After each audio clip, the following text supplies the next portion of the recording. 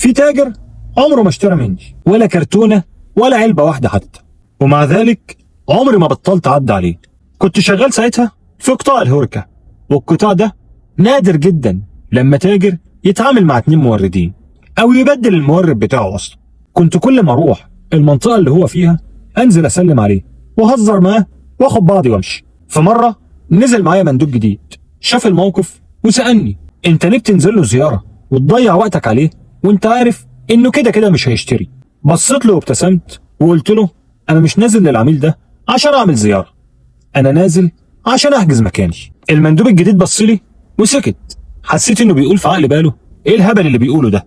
بعد حوالي سنة المورد اللي كان شغال مع العميل ده حصل له ظروف وفضل فترة مش منتظم في التوريد معاه، وده كان بيعطل شغل العميل. تفتكر بقى مين أول حد العميل ده اتصل بيه؟ أكيد أنا، لأن أنا على طول عنده أصلا، فمستحيل ينساني أو يفضل حد تاني عليا. لو كنت بطلت أزوره كان دور على حد تاني واتصل بيه.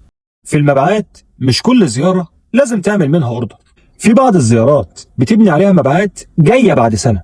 الخلاصة: ممكن يكون عندك عميل الناس كلها شايفاه مضيعة وقت، بس ممكن يكون هو أكبر فرصة جاية لك. عشان كده حاول تبني علاقة مع العملاء التقال حتى لو مش هيشتري منك النهاردة.